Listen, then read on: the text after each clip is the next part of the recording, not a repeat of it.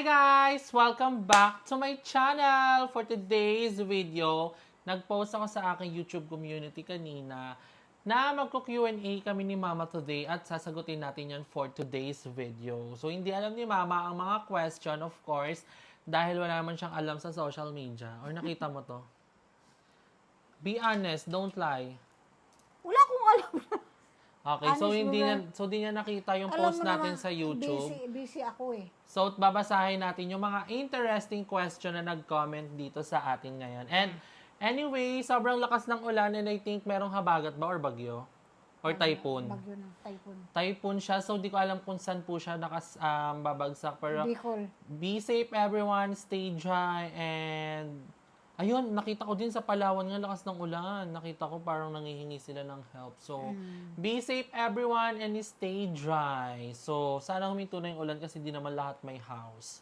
But anyway, yung mga question dito, mamimili lang tayo ng mga interesting question na sasagutin ni Mama ngayon sa ating vlog na kailangan mong sagutin ng buong puso at walang pagsisinungaling. Handa ka na ba? Handang-handa na. Pauso ka. Parang walang ganong pinauso tayo. So Ako lang anyway, yung mga question dito, ngayon ko lang din naman makikita. Grabe pa tayo na ang kukuko ah. So okay, para sa ating, wag mo galawin kasi nauga yung ano. Sorry. Sorry po. Okay, para sa ating unang question. Ano? For Mother Dearest, any plans na maghanap ulit ng love life? And ano pong plano nyo? Ako? Oo, hanap ka ng love life. Love life? Mm-mm. Para ano? Para kilig-kilig. Oh, Diyos ko day. Di na oy, tama na tong buhay kong ganito. Hindi ko na kailangang lalaki. Lalaki? Para ano yun? Wala namang silbi yun. Okay lang kung milyonaryo, hayahay buhay ko. Pero kung lasinggo, palamunin, etc., wag na. Ako pa magpakain sa'yo, ako pa magpunas ng... Sino yung pinapanood mong basketball player sa court? Lahat sila, mga junior, senior. Wala ka na bebetan doon. Gusto ko lang talaga manood ng basketball, masaya. Lalo na yung mga senior. Kasi mostly naglalaro doon mga kalbo na.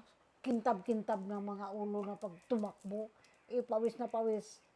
Halata talagang agawan rin sila ng bola, di magpatalo. Masaya Okay. kaya. So basically, wala ka nang balak maghanap ng lalaki. Hindi, uy. Ng kilig-kilig. Bakit pabutin ko ba in how many years to go? Nga, maghanap lang pala ako ng lalaki. Wag na. Bembang, di mo na miss mabembang. Bimbang, isturbo lang. Isturbo Alam lang niya yan yung sa bembang buhay. na word. Isturbo lang yan sa buhay. Parang pinag-uusapan niya ng mga kumari mo ah. Oo naman. Okay, next question naman. Light question muna tayo. Siyempre, yun nasa unang vlog pa. Ay, unang ano pa lang naman tayo. To your mama, tanggap ba niya na lalaki na endgame mo? Ano? Na lalaki daw gusto ko, tanggap mo ba daw? Depende. Anong depende? Hindi. Wala namang problema sa akin yun. Pero wag ka lang kumuhang lalaki na ikaw magpakain. Kasi hindi naman pwedeng ganun yun. Kailangan, Paano pag love language ko yun? love language, bakit? Buhayin ka ba nun? Kung ikaw buhayin, okay lang. Paano Pati- pag... Nga, tanggap mo ba? Tanggap. O wala ka lang choice? Wala na akong choice kung ginusto mo eh. Baka mamaya pigilin pa kita eh. Basta ikaw doy, pag nag-ano ka ng, kukuha ka ng boyfriend. Ano ba yan? Numarap ka na sa camera, ang dami mong ginagawa. Basta ikaw doy, pag kumuha ka man lang ng boyfriend, huwag naman yung ikaw magpakain, patabain mo sila. Tapos, ang tamad-tamad pa. Diyos ko day. Next question naman. Nakikialam ba si mama mo sa love life mo? Siyempre, makialam ako pag hindi na tama.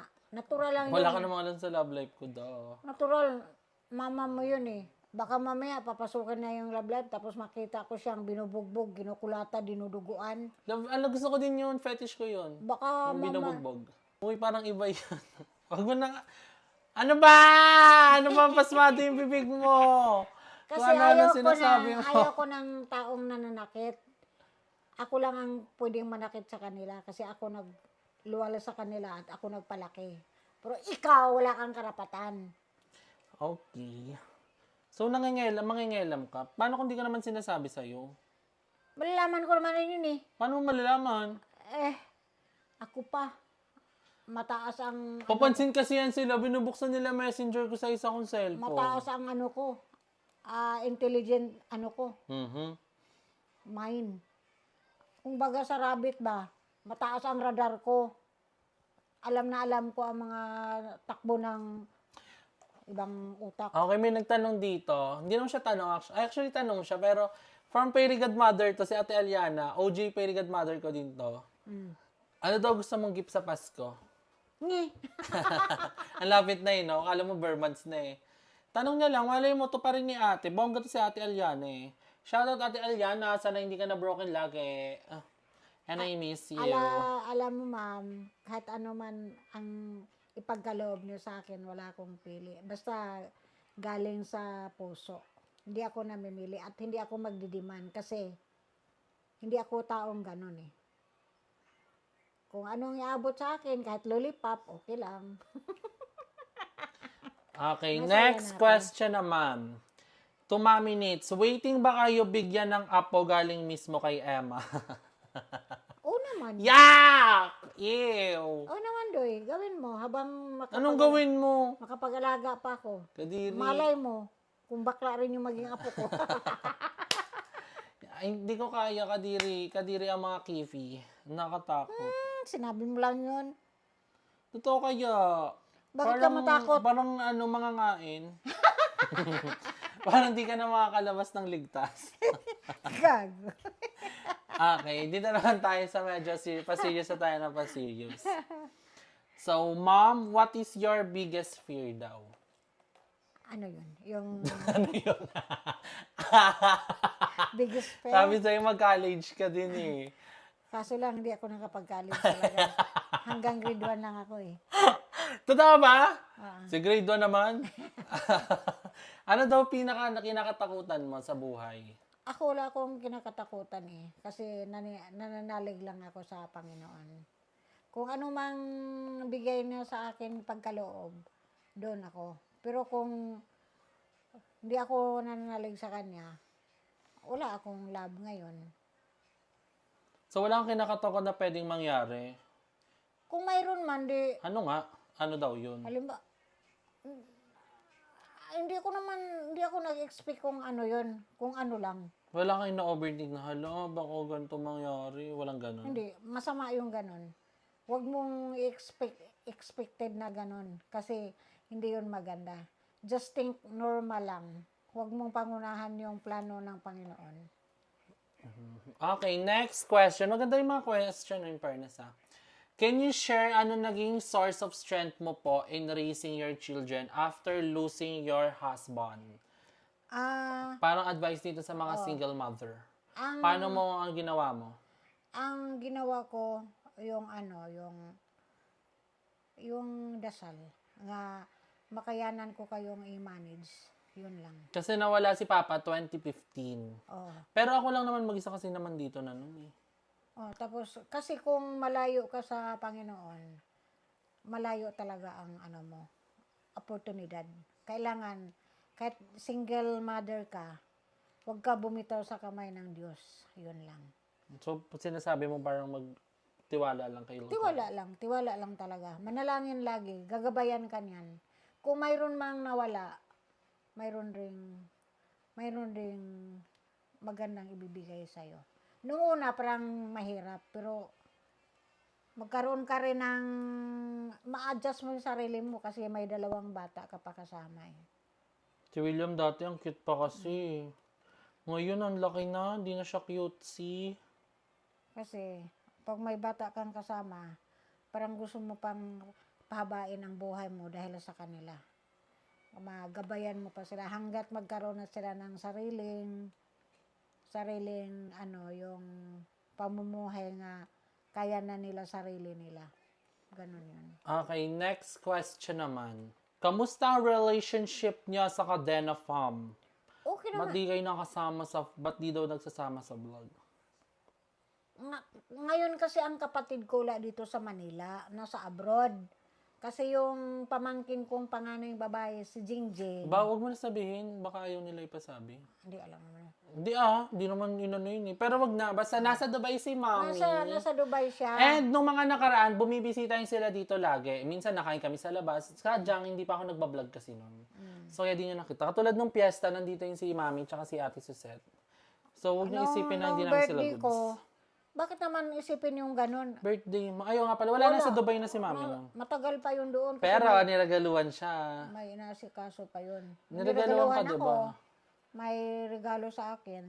Tapos ngayon, kahit hindi kami magkasama, good terms kami, walang breakdown sa pagsasama namin. Magkapatid kami.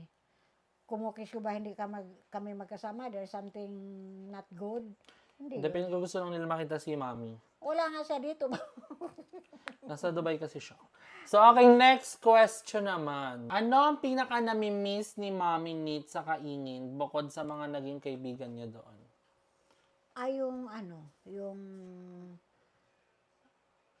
Yung samahan namin doon. Mayroon mang friend ako dito, pero kahit pa paano, doon ako tumatagal. Marami rin akong kaibigan doon, barkada. Kasi in more than 30 years, ang dami kong halos buong komunidad doon, kakilala ko. Parang dito din, marami akong friend. Kahit bago pa lang ako dito, halos kilala ko na sila lahat. Dahil diyan sa aming groupings, marami akong grupo nga sinasamahan. So, ano na-miss mo nga? Na-miss ko sila kasi yung mga kwentuhan, tawanan, sayawan sa kali pag may birthday, Karakol. karakol, si Mama pista, karakol,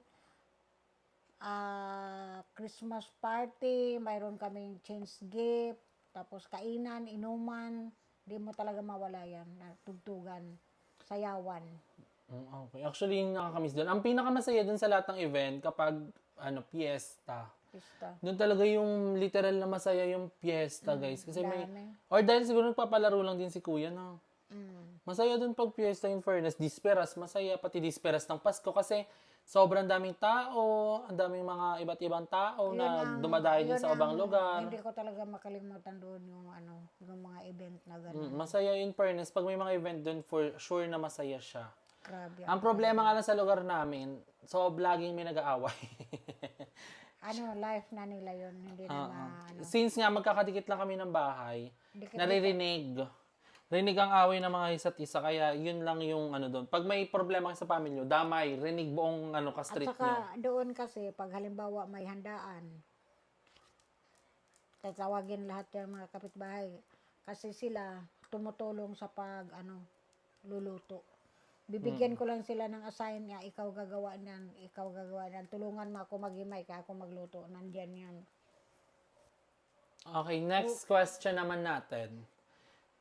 Pag ba daw nakaipon na ako, ano daw uunahin ko? Bumili ng bahay o ang pag-aaral? Ako, bakit ikaw sasagot? Oo. Ako feeling ko, if possible, if kaya naman pagsabayin both, syempre both.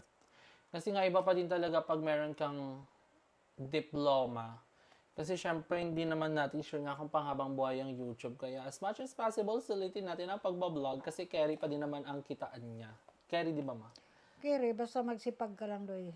Carry mo talaga. Carry talaga siya. Ay! Naman nagagalaw yung camera! Sorry.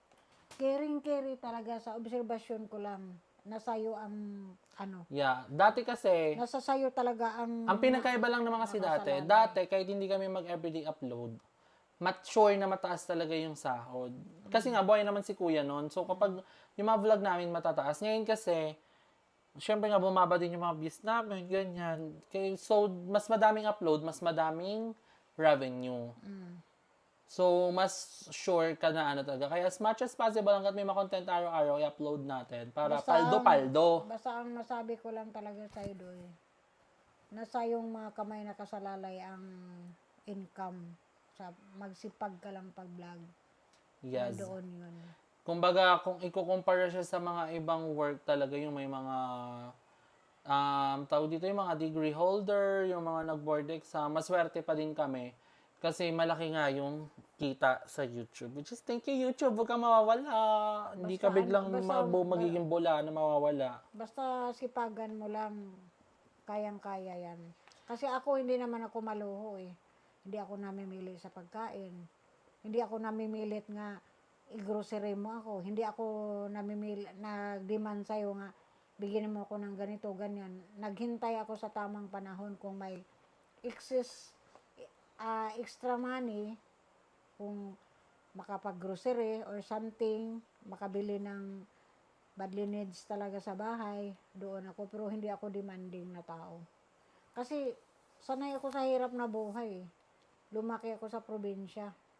Tingnan mo naman ako pag nanamit, simpleng-simple lang. Pero, Yeah, parang hindi siya naliligo araw-araw. pero ang kalooban ko, busilak. We, plastic ka. Strict naman ako sa mukha, pero hindi ako talaga totoong ganun.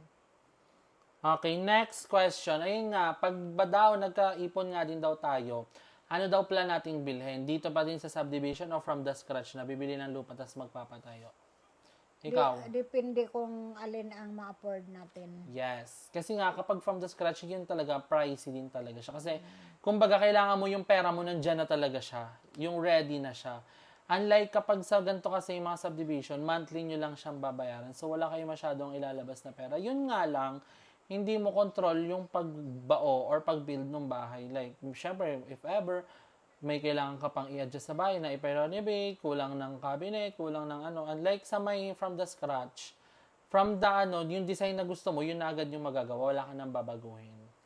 Pero yun nga lang, mas pareha silang may disadvantage and advantage. Ako, hindi ko naman kailangan malaking bahay. Gusto ko yung ano lang, as possible nga, kubo lang. Atipan lang ng 10 yero. Babahinin ko na lang yun into sizes. Basta may banggera at kusina ako, buhay na ako niyan. Okay, malapit na tayo. I think this is our last question and sobrang daming nagtatanong nito. Alam mo na ba yung tanong? May idea ka? Wala. So, si Mama na ang sasagot ng ating final question. Nagbibigay ba daw ang ating mga sisterette dito sa bahay pang-budget?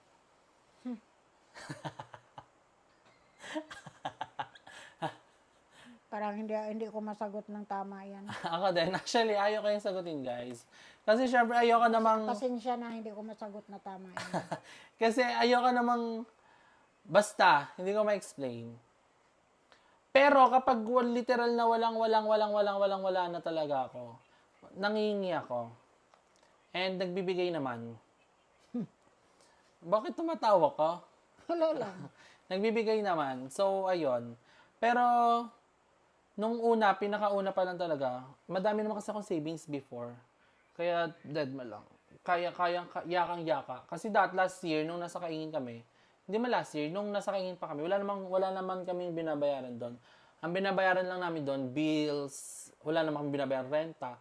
Literal na kuryente, tubig lang, tapos pagkain lang namin. Kaya sobrang dali lang ng life. Kaya, yung kay William naman, sa papa niya, parang multo. Hindi consistent. Tapos, syempre, hindi naman namin pwedeng si William, walang padala tatay mo, hindi ka muna kakain ngayon. And laki-laki ni William, hindi siya kakain. So, kumbaga, yung sa part naman ni William, sa tatay niya, hindi consistent. Minsan, magpapadala ngayon. Next 2 months, hindi magpapadala. 6 months. 3 months to 4 months. 3 months to 4 months. Yon. Magpapadala siya, papadala. Kulang pa sa pang isang buwan. Kulang pa sa inabono ko eh. Magkano kinikita ko sa isang buwan. Tapos punta sa kanya. Pero hindi ko iniisip yun. Importante makapag-aral siya. Yung ilagay Kasi ko ang guys, ang gastos ni William actually, service, baon, yung food wag natin isama, yung sa dito naman na yun eh. Syempre, yung mga ni William, actually hindi naman malu si William. Hindi. Nag-iipon din naman si William. Pero, syempre, pag may gusto si William, yun nga lang. Tulad nung isang araw, umawit siya sa akin, nangaruling. Kahit wala pang Pasko. bili daw siya ng sapatos kasi sale daw. Dumating kanina, tuwang-tuwa. Tuwang-tuwa siya. Masaya din ako. Kahit paano So, nasingitan ko ganon. siya ng bili. Kasi, kung hindi ko naman rin kasi sa bilhan, laging naglalaro sa court, magmukha naman siyang dugyot. Yung sapatos niya sira-sira, kawawa naman. Binilhan ko na lang. Instead na ako bibili na para sa sarili ko, ina-avoid ko lang sa sarili ko. Siya na lang inuuna ko. So, ganon. I hope na nagigets nyo. Kasi sobrang dami nagtatanong ito para sinasabi nyo, hindi nyo naman sinasagot yan, para ganyan. Kasi nga, basta. Ano yun? Ang hirap explain? Ano yun masyadong offensive masyado yun kung sasagutin. Pero, ayun nga, if ever man, kulari yung walang-wala na talaga ako, yung literal na walang-wala na, syempre kung ano ako, hingi ako ng help. Hindi tayo magbabatas ng ego at ng pride. Katulad nung nakaraan, actually, yung panganay namin sister, nagbigay siya ng pandagdag sa paglipat dito. So, ayun. That's the best example. Yun yung panganay. Huwag ka nang gumaganyan ka pa. Akala mo si Alden Richard ka. Yung mama ni William naman, nagbibigay ba? Hindi ko kasi nakakausap yung mga kapatid ko. Ikaw magsabi, ikaw nakakausap Pag mo ako ngayon. nanghingi sa kanila, nagbibigay naman yun. Pero pag yun nga, pag nagpapadala yun, hindi naman ako nangingi dyan kay mama. Hindi ako binibig yan. Hindi naman kalakihan din sila magbigay. Katamtaman lang, pang support lang. Yeah. So, gets na. So, yun lang naman ang ating vlog today. And I hope, yun lang kasi yung mga question actually. Wala naman ang iba. Yung iba is about din talaga sa bahay. And maraming din nagtanong nga, yung about na bakit di nga daw tumutulong, ganyan. Mostly yun yung question nila. So, I hope na na-answer namin yung question nyo. So, anong message mo sa mga viewers natin na sumusuport sa akin? Para sa inyo nga mga viewers nga mabait at sumusuporta kay JM, maraming salamat po sa inyong lahat. At huwag kayo magsawa sa kakapanood ng aming vlog, kahit nakakatawa, pero masaya naman din ako. Ano nakakatawa? Nakakatawa minsan. Minsan hindi. Minsan hindi. Meron ba minsan hindi? Pag minsan toxic, charis. Minsan, ako, mahilig talaga ako magbasa ng mga comment, pero natatawa lang din ako. At the same time, yung mga comment nila, hindi nila talaga alam ang totoong buhay namin. So, ayun. Kaya thank you so much to everyone na nanonood ng aming vlog. Either kasama ko si Mama, si William, sila Aye, sila Madam. So, ayun. Thank you so much sa inyo. Dahil sa inyo, pumapaldo tayo. So, bawal ang barang, iwas barang tayo dyan para hindi tayo malasin sa buhay. Barang kabakla, babalikin sa'yo 10 times. Salamat sa inyo. So, thank you everyone. And thank you so much din sa ating mga fairy godmother Salamat. na nag-send ng help ng kusa. Minsan hingi, pero madalas bigay. Minsan parinig. Ganon.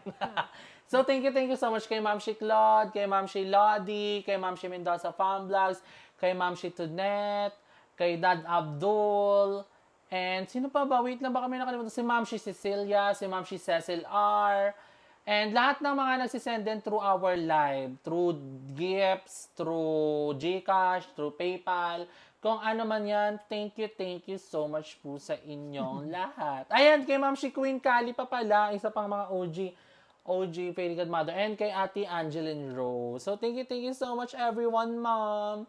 Sana hindi pa po kayo magsawang manood ng mga vlog namin. So, ayun. I love you all so much, everyone. So, dito ko na-end yung vlog ko. Na-enjoy yung vlog ko. Huwag niyo kalimutan mag-like at share sa video na to. At mag-subscribe na kayo sa aking channel. Emma Condes. Hanggang sa muli. Bye! Bye-bye, guys. Ingat. Keep safe. Dahil tag-ulan ngayon. Chup-chup. Thank you po.